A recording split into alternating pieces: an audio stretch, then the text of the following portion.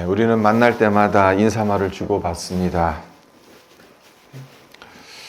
네, 각 문화의 인사말에는 각기 다른 의미, 각기 다른 정서가 담겨 있죠. 그래서 우리가 살고 있는 이 토론토는 북미 문화권에 속해져 있습니다. 그래서 미국이든 캐나다든 어디를 가든 아침에 하는 인사가 굿모닝이지 않습니까? 좋은 아침입니다. 한국에도 요즘 좋은 아침입니다. 이렇게 인사를 많이 하는 것 같아요. 미국 영향을 많이 받아서 그런지 몰라도. 근데 이것을 한번 생각해 보세요. 과연 모든 아침이 다 좋은 아침입니까? 어떤 사람에게는 아침이 결코 반갑지 않을 수도 있습니다. 밤새 병상에서 끙끙 앓았던 사람이나 한숨과 눈물로 밤을 지새운 사람에게는 좋은 아침이 아닌 고통의 연장일 수 있습니다. 하지만 그럼에도 불구하고 우리는 굿모닝이라고 인사를 하지 배드모닝이라고 인사하지는 않습니다. 왜 그렇게 인사하는 것입니까? 이 인사 속엔 상대방에게 좋은 하루가 되기를 바라는 마음, 오늘 하루만큼은 평안하길 기원하는 따뜻한 응원의 메시지가 들어있기 때문이죠. 자, 우리나라 사람들은 아침에 만나면 뭐라고 인사하죠? 안녕하십니까? 라고 인사합니다.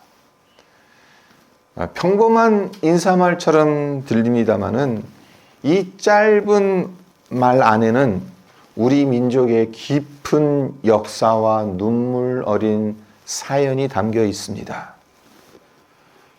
우리는 이 인사를 단순히 잘 지내느냐라는 뜻으로 받아들이곤 합니다. 그러나 안녕하십니까? 이 인사는 본래 이렇게 묻는 말입니다. 밤새 무사하셨습니까? 밤새 무탈하셨습니까? 왜 하필 밤새 무탈했는지, 안녕했는지를 묻는 것이겠습니까? 우리 한민족은 유사 이래로 수많은 외세의 침략과 자연재해, 전쟁과 혼란을 겪어온 민족입니다. 밤을 무사히 넘긴다는 것이 당연하지 않았던 때가 너무나도 많았습니다. 그래서 우리 조상들은 아침에 서로 만나면 이렇게 인사한 거죠. 안녕하세요. 지난밤도 무사히 넘기셨군요. 참 다행입니다. 유대인들도 우리 한국 사람과 비슷한 인사말을 주고받습니다. 우리가 잘 알고 있는 샬롬입니다. 평안, 평화라는 의미를 담고 있는 이 인사말 역시 그냥 생겨난 게 아닙니다. 유대민족은 우리 한민족만큼, 아니 더 혹독하게 수천 년간 외세의 침략과 박해, 그리고 디아스포라를 겪어온 민족입니다. 손바닥만한 작은 땅을 지키기 위해 수많은 전쟁과 고난을 겪었고 2000년 가까이 나라 없는 서름 속에서 살아왔습니다. 그래서 만날 때마다 주고받는 샬롬이라는 이 한마디 인사 안에는 이런 염원이 담겨져 있는 겁니다. 제발 오늘 하루는 평안할 수 있기를.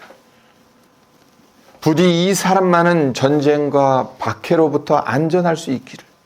하나님, 더 이상은 고통이 없기를 바랍니다. 삶의 고난이 만들어낸 염원이자 신앙 고백인 겁니다.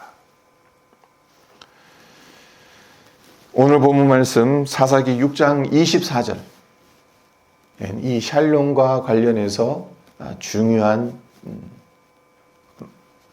개념이 나옵니다. 여호와 샬롬. 하나님께 주어진 이름 중에 여러 이름들이 있죠. 여호와 니시라, 여호와 라빠, 여러 이름들이 있습니다만은 여호와 샬롬 있습니다. 그러니까 하나님이 어떤 분인지의 그 속성을 특별하게 뭐 니시면 니시, 라빠면 라빠, 또 샬롬이면 샬롬. 그런 식으로 하나님의 속성을 우리에게 알려주는 거죠. 그래서 기드온이 여호와를 위하여 거기서 제단을 쌓고 그것을 여호와 샬롬이라 하였더라. 그것이 오늘까지 아비에셀 사람에게 속한 오브라에 있더라. 네, 흥미로운 것은 하나님께서 당신 스스로를 여호와 샬롬이라고 소개하지 않으셨다는 겁니다. 기드온이 제단을 쌓고 그 제단을 여호와 샬롬이라고 불렀다는 겁니다. 여호와 샬롬, 하나님은 평강이시다. 기드온이 위대한 신앙 고백을 하고 있는 셈인데 어떻게 이런 위대한 신앙 고백을 할 수 있었던 것이겠습니까? 이것을 우리가 이해하기 위해선 기드온이 활동했던 시대를 좀 들여다볼 필요가 있습니다. 기드온이 등장하는 시점은 사사시대 중반쯤입니다. 그러니까 여호수아가 죽은 후 대략 250년 가까이 시간이 흐른 후라고 보면 되는 겁니다. 근데 문제는 이 기간 동안 이스라엘이 세 차례나 걸쳐서 극심한 우상 숭배에 빠졌다는 겁니다. 그리고 그 결과 하나님께서 징계를 내리셔서 세 번에 걸쳐 이방 민족의 침략과 압제를 겪어야 했다는 겁니다. 그래도 다행인 것은 그럴 때마다 이스라엘 백성들이 하나님께 나아가 하나님 우리를 살려주십시오. 우리를 구원해 주십시오. 기도했죠. 그리고 하나님은 그때마다 온니엘, 에훗, 드보라 같은 사사들을 세우셔서 이스라엘 백성들을 구원해 주셨습니다. 하지만 이스라엘 백성들이 구원을 받고 나면 어떻게 했습니까? 믿음 안에서 감사드리며 살면 얼마나 좋습니까?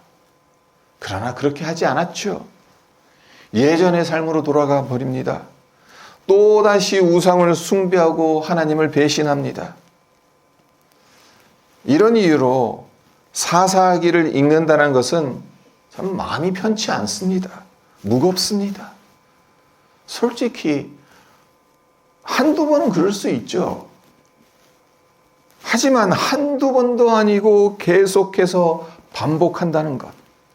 어떻게 이럴 수가 있을까 하는 의문이 들지 않습니까? 벼룩도 낯짝이 있지. 어떻게 이렇게까지 할 수 있을까라는 생각이 들지 않습니까? 이러한 악순환, 기드온 시대에도 예외 없이 반복됩니다. 네 번째입니다.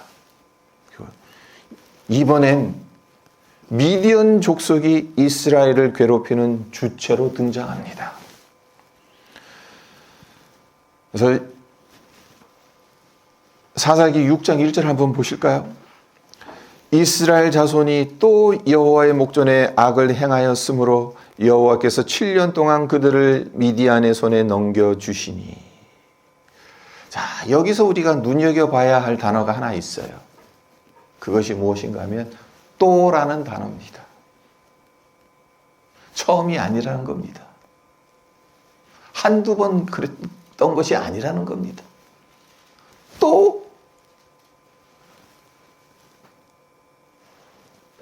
또 하나님 목전에 악을 행했다. 또 우상을 숭배했다. 또 하나님을 배신했다.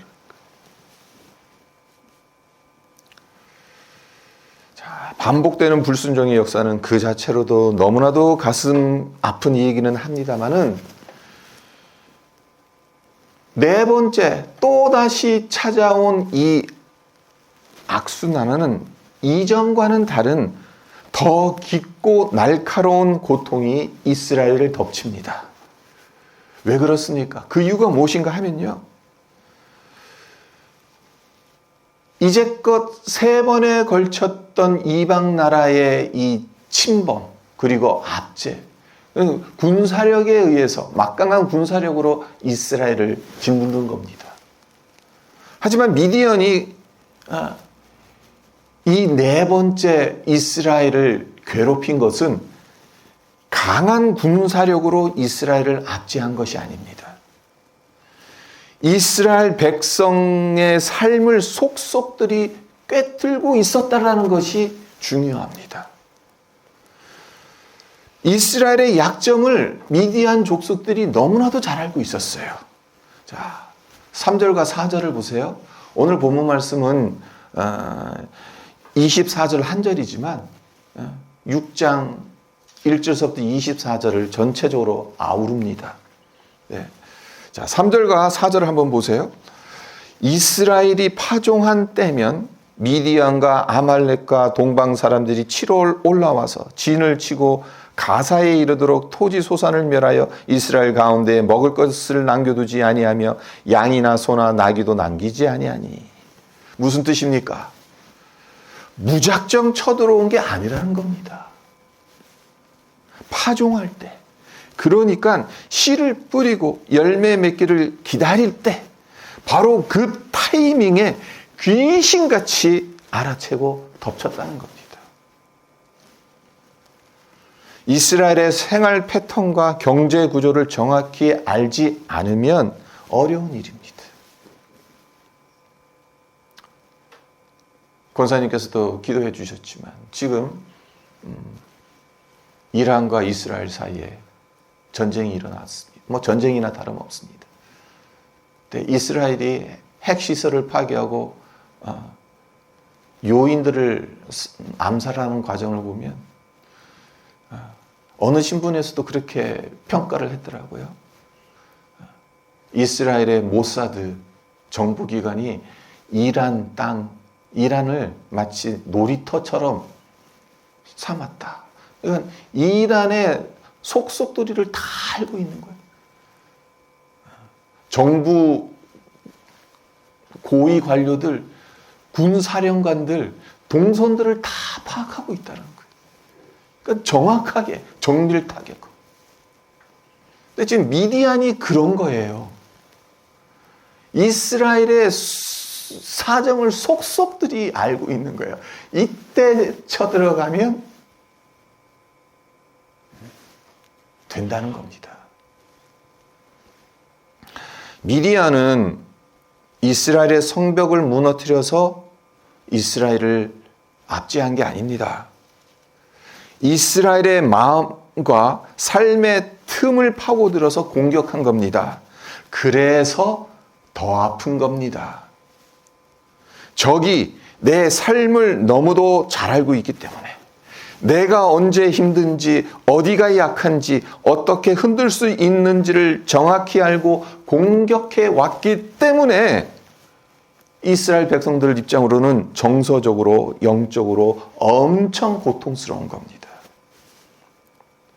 미디안의 이러한 공격이 얼마나 괴롭고 힘들었으면 이스라엘 백성들이 어떻게 하죠? 삶의 터전을 포기합니다. 자, 그 내용이 2절 하반절에 나옵니다. 2절 하반절을 볼까요? 이스라엘 자손이 미디안으로 말미암아 산에서 웅덩이와 굴과 산성을 자기들을 위하여 만들었으며. 왜 산에 갑니까? 나물 따러 갑니까? 아니잖아요. 집을 버린 겁니다. 밭을 버린 겁니다.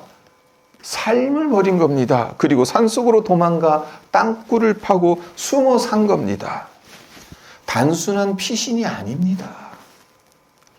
하나님이 약속하신 젖과 꿀이 흐르는 땅에서 그 땅을 가꾸지도 누리지도 못하고 산속으로 도망쳐 숨어 살아야 할 만큼 하나님의 언약의 백성이 지금 무너져버린 절망적인 상황이라는 겁니다.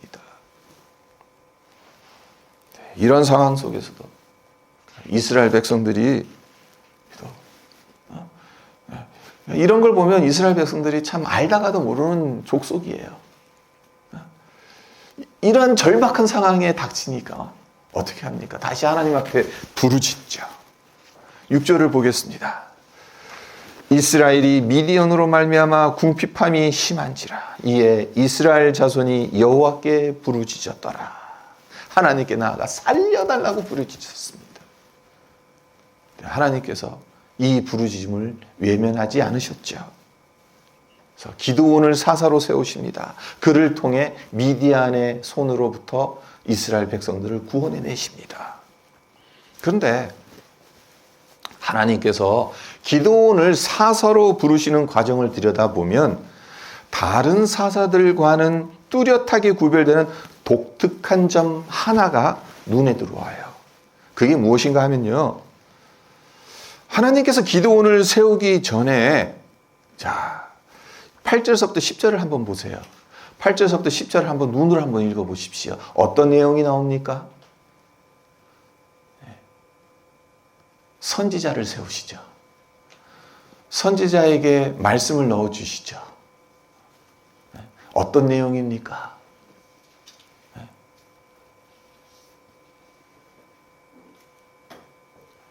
너희가 왜 나를 배반했냐? 그 내용이죠. 하나님께서 다른 사사들을 세워주셨을 때는 이런 과정이 없습니다. 이스라엘 백성들이 하나님 우리 못 살겠습니다. 살려주십시오. 그렇게 기도하면 하나님께서 그 기도를 들으시고 사사들을 바로 세워주셨어요. 네, 기드온을 세우셨을 땐 기드온을 세우시기에 앞서서 선지자를 먼저 보내시고 하나님의 말씀을 전하게끔 하셨다는 겁니다. 왜 유독 기드온을 부르실 땐 하나님께서 선지자를 먼저 보내셨겠습니까? 궁금하지 않으세요? 그 이유는 하나님의 마음이 무진장 상하셨기 때문이에요. 내가 너희를 애굽에서 인도해 내었고 많은 적들로부터 건져냈거든 너희는 어찌하여 나를 배반하느냐라는 이 섭섭한 마음을 털어놓고 싶으셨던 거예요. 사실 이쯤 되면, 이게 지금 4번째라고 했잖아요. 이스라엘이 도와달라고 해도 너희들 구원해 줘 봐야 또 날 배신하고 우상 숭배할 거 아니냐. 이제 난 너희들 상관하지 않겠다. 이렇게 말씀하시고 손을 터셔도 이스라엘 백성들 할 말이 없습니다.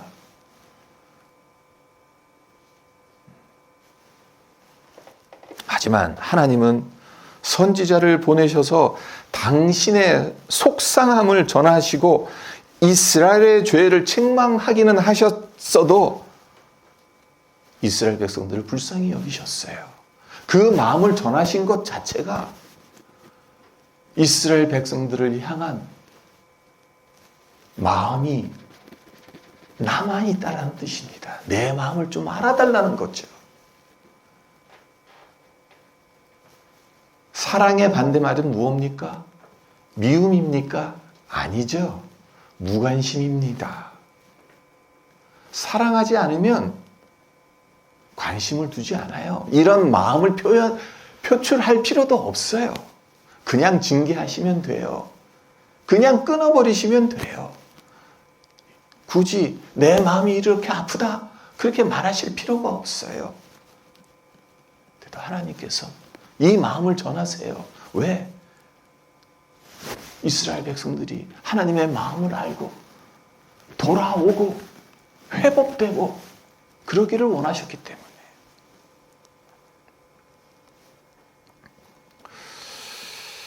네, 놀라운 것이 오늘 본문 어디를 살펴봐도 자, 말씀드린 것처럼 6장 1절부터 24절을 보시면 눈으로 한번 읽어보세요. 1절부터 24절까지 이렇게 보시면 하나님께서 기드온을 사사로 보내주셨을 때 어떤 조건, 어떤 단서도 달지 않으십니다. 그렇죠? 자, 대표적으로 한번 10절 하반절을 볼까요? 자, 선지자를 보내셔서 너희가 내 목소리를 듣지 아니하였느니라 라는 엄중한 책망을 하셨어요.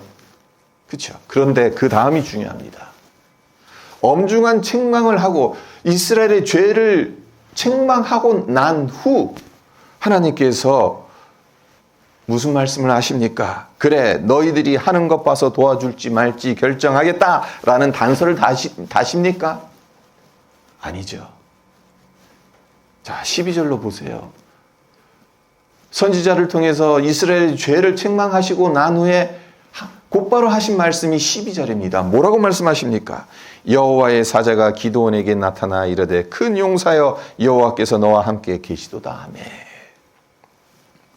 여기서 우리가 볼 수 있는 게 뭡니까? 구원의 순서입니다. 순서가 상당히 중요합니다. 다른 종교들은 순서가 어떻습니까? 내가 잘해야 됩니다. 내가 덕을 쌓아야 합니다. 내가 뭔가 자격이 돼야 됩니다. 그래야 그것 들고 나아가서 저를 구원해 주십시오. 그러면 신이 그래. 네가 덕을 많이 쌓았구나. 그래, 너는 열반의 지경에 이른다. 그렇게 할 수가 있는 겁니다. 그것이 보통 다른 종교의 구원의 순서입니다. 하지만 우리 기독교의 구원의 순서는 완전히 거꾸로입니다. 하나님께서 기드온을 찾아오신 시점은 이스라엘이 죄를 다 회개하고 믿음이 회복된 때가 아니에요. 이스라엘 백성들이 죄를 다 끊고 믿음으로 온전해졌기 때문에 기드온이라는 구원자를 하나님께서 보내주신 것이 아닙니다. 하나님은 이스라엘을 구원하시기 위해 아무런 조건 없이 기드온을 먼저 찾아오셨어요. 자, 기드온은 어떻습니까? 처음부터 믿음이 강하고 담대한 사람이었습니까? 처음부터 하나님의 부르심에 예하고 덜려나간 위대한 용사였습니까? 아니지 않습니까? 자, 11절 하반절을 볼까요? 마침 요아스의 아들 기드온이 미디안 사람에게 알리지 아니하려 하여 밀을 포도주 틀에서 타작하더니. 여기서 이상한 점을 발견하셨습니까? 밀은 어디에서 타작해야 합니까? 포도주 틀은 밀을 타작하기 위해서 만든 도구입니까? 포도주 틀은 포도주 즙 짜라고 만든 틀이에요. 포도주 틀은 밀을 타작하는 장소가 아닙니다. 밀은 바람이 잘 통하는 넓은 마당에서 타작하는 겁니다. 하지만 기드온은 넓은 마당이 아닌 낮고 움푹 파인 포도주 틀에서 밀을 타작했어요. 한마디로 웅크려서 숨어서 밀을 타작하는 거예요. 왜 그렇게 했습니까? 미디안 사람의 눈을 피해야 하기 때문이다라고 사사기 기자가 기록하고 있잖아요. 한마디로 무진장 겁이 많은 거예요. 소심한 사람이라는 거예요. 자, 13절도 보죠. 기드온은 여호와의 사자가 큰 용사여라고 불러도 믿지 못했어요. 여호와께서 우리가 함께 계시면 어찌하여 이 모든 일이 우리에게 일어났나이까? 라고 하나님께 되묻습니다. 도대체 하나님이 우리와 함께 하신다면 왜 이런 고통이 계속되냐라는 기적의 하나님은 어디 계시냐고 따져 묻고 있습니다. 그러니까 기드온에게 드리워진 절망의 그림자가 그만큼 짙었다라는 의미입니다. 여호와의 사자가 큰 용사여 여호와께서 너와 함께 하시느니라 라는 분명한 메시지를 전했음에도 불구하고 믿지 못하는 겁니다.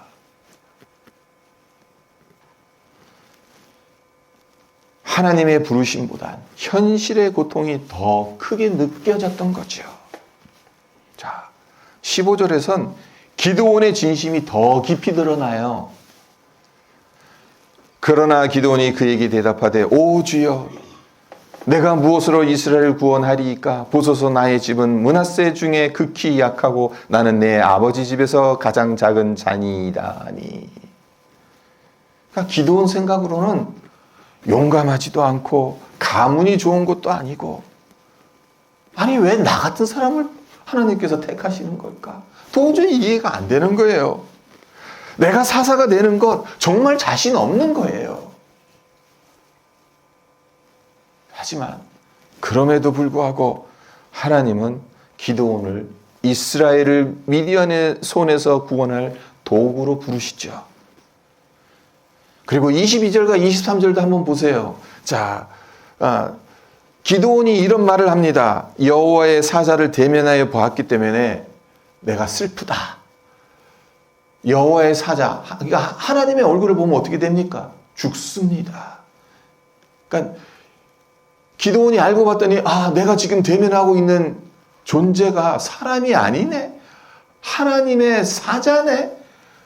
아니 그러면 내가 죽는 거 아니야?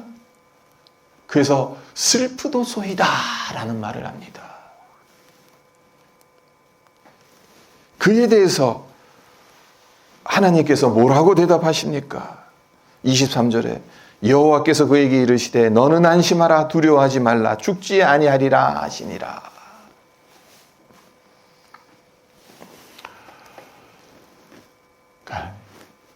이 대목에 이르러서야 기드온에게 무엇이 찾아옵니까? 하나님을 진정으로 만나는 경험이 찾아왔습니다. 하나님의 평강이 그의 심령을 뒤덮었습니다. 그래서 그 자리에서 제단을 쌓고 그곳을 여호와 샬롬이라고 부르죠. 그렇습니다. 기드온이 제단을 쌓고 여호와 샬롬이라는 위대한 신앙 고백을 할 수 있었던 비결은 그가 하나님의 평강을 실제적으로 경험했기 때문입니다. 이 평강을 경험하기 전까지는 어떻게 했습니까? 포도주 틀에 웅크려가지고 몰래 밀을 타작했습니다. 여호와의 천사가 불렀을 때도 두려워 떨고 나는 이 일을 감당할 수 없다라고 극구 부인했습니다. 하지만 하나님의 말씀이 임하고 하나님의 평강이 그의 마음에 임하니까 그 자리에서 제단을 쌓죠. 그리고 하나님은 평강이시다. 그 제단의 이름을 그렇게 붙이지 않습니까?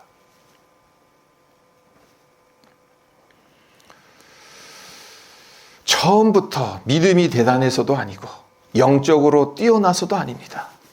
나 같은 보잘것없는 자를 포기하지 않으신, 그리고 자격 없는 자를 부르시고 끝까지 이끄시는 하나님을 만났기 때문에 여호와 샬롬이라는 제단을 쌓을 수 있었던 겁니다.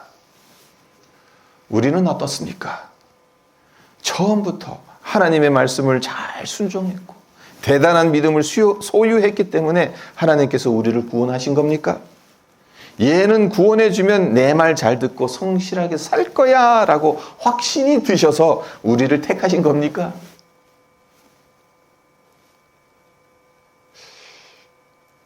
그런 분들이 계시면 충분히 교만하셔도 됩니다. 하지만 아무도 없습니다. 하나님께서 베푸신 구원엔 조건이나 단서가 붙지 않습니다. 은혜로 택하셨습니다. 당신의 기쁘신 뜻대로 불쌍히 여길 자를 불쌍히 여기셨습니다. 우리는 여전히 부족합니다. 여전히 넘어지고 여전히 자빠지고 때로는 주님의 뜻과는 다른 길을 향해 걷기까지 합니다. 하지만 그럼에도 불구하고 하나님은 우리를 사랑하십니다. 하나님의 백성으로 빚어가십니다. 우리가 주님을 먼저 찾은 것이 아니라 주님이 우리를 먼저 찾아오셨습니다. 하나님의 사랑이 먼저였고 하나님의 은혜가 먼저였습니다. 우리가 무언가 달라졌기 때문에 이 자리에 있는 게 아니잖아요. 무언가 이룰 만한 자격이 있기 때문에 구원받은 것이 아니잖아요. 오직 하나님의 사랑이 변치 않기 때문에 하나님의 은혜가 한량 없기 때문에 우리가 이 자리에 있을 수 있는 것 아니겠습니까? 성도 여러분, 하나님의 이 사랑 없이는 우리는 단 한순간 믿음으로 살아갈 수 없는 존재입니다. 하나님의 긍휼이 아니면 단 한순간도 버틸 수 없는 존재들입니다. 예수님께서 십자가에서 우리의 죄와 허물을 모두 담당하셨기 때문에 우리는 그 은혜 안에서 다시 일어날 수 있는 겁니다. 내 힘으로 일어나는 게 아닙니다. 은혜로 일어나는 겁니다. 사랑으로 일어나는 겁니다. 그리고 그것이 우리가 여호와 샬롬을 경험할 수 있는 비결인 겁니다. 지난 한 주간 우리의 마음을 무겁게 하는 소식들이 여러 있었죠. 인도에선 여객기가 주거 지역에 추락해서 270여 명이 안타깝게 목숨을 잃었습니다.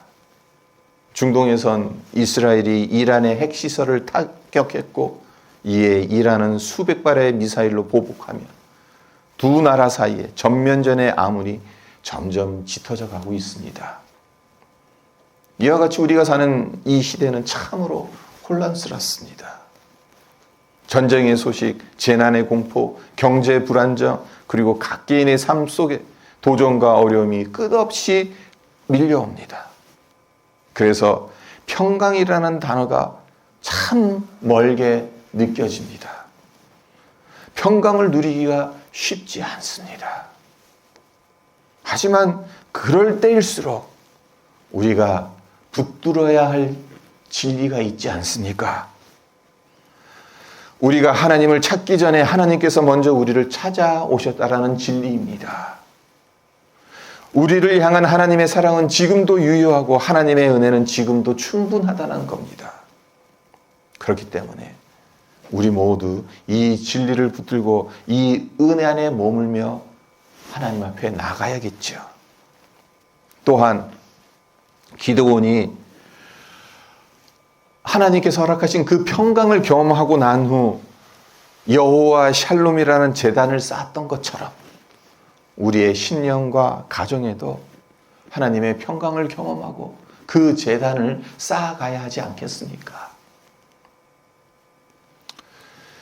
만약 그 제단이 무너졌다면 다시 쌓아야 할 것이고 그 불이 꺼졌다면 다시 불을 붙여야 하겠지요.